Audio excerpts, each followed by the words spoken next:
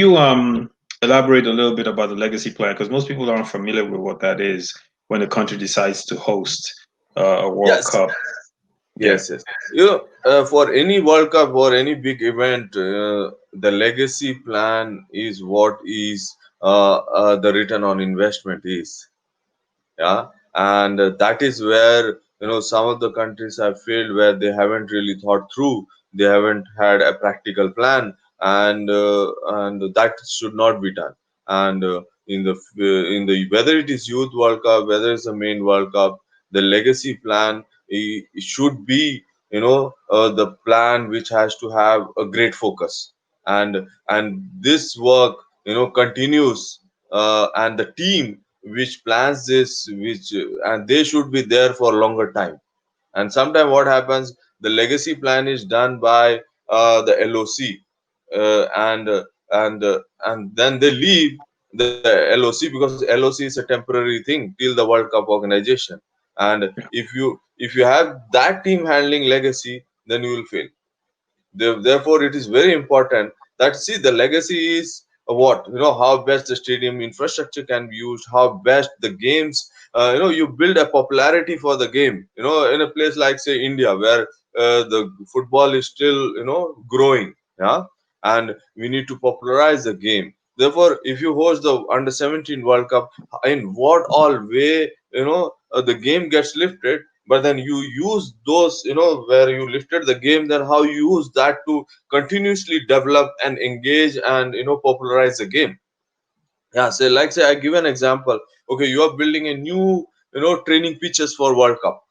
Yeah. Yeah, for at a venue you have built from scratch. Yeah, but you already need to have plan. Okay, how that will be used post the World Cup, who will use it, how you will use it, so that that investment really don't get wasted. After the World Cup, nobody is using it, and it's been lying like this, and its entire investment has gone to dustbin.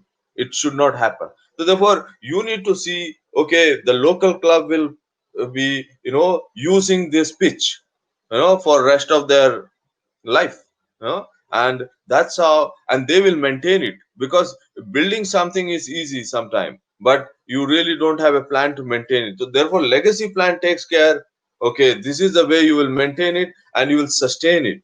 Because the government, you cannot go every time to government and say, oh, we need further investment to improve, to maintain, to build it. No, we need to see, okay, if we have built 4 pitches in overall country, we have built 24 pitches. Okay, how best that can be used, and that becomes sustainable.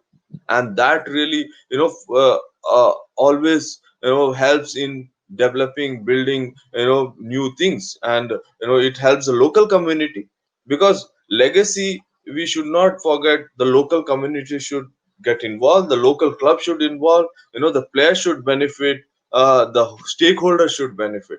Yeah.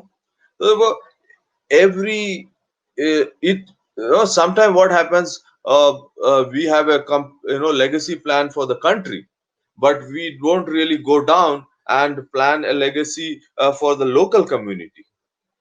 Yeah. And that's where some of the mistake happens. That's why for a legacy plan to be successful, you have to have the right people, and those people should continue to be there. So therefore, in a football scenario, the legacy plan should be done by the FA. Yeah, the, like, say, the technical department, the strategic department, the development department should be part of it.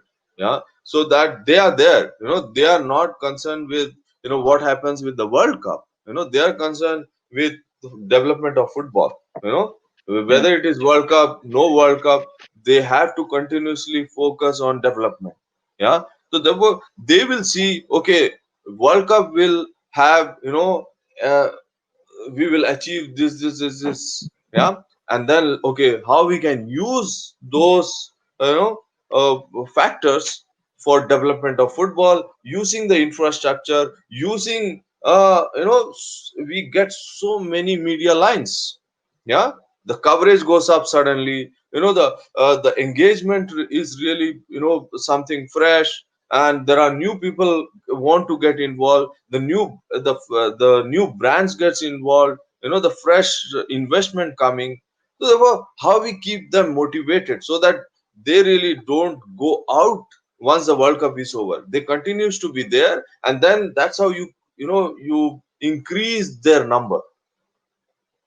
Yeah. So for India's case, how did that play out? Did in terms of the one of the key things that we always, and I've seen this as well, is the revenue that needs to be consistently generated outside of government to maintain and keep that legacy plan on track. So, from your experience, having been involved in the India's hosting of the FIFA Youth World Cup, um, how did that whole thing play out post the World Cup?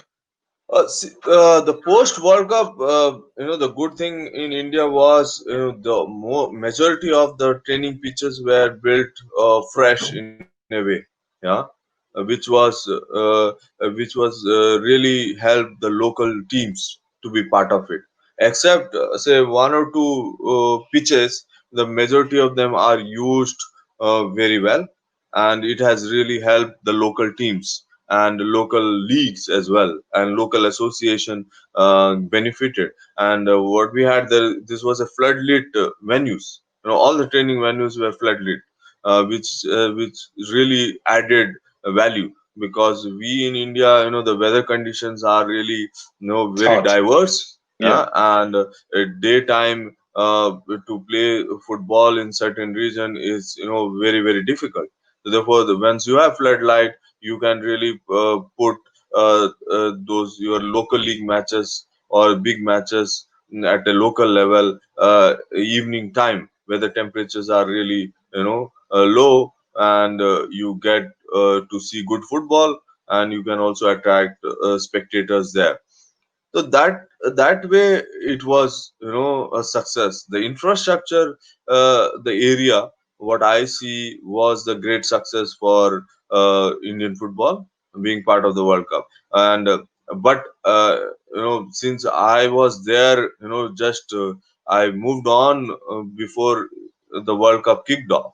So therefore I really don't know what whether those uh, things, other than the infrastructure, whether they achieved or not, in terms of participation number, in terms of the engagement, player development, in terms of because see, my personal legacy plan, if I had been in that position of decision making, so I would have done, the legacy was that India has played the World Cup, being the host, but my I want to be in the World Cup, next time qualifying.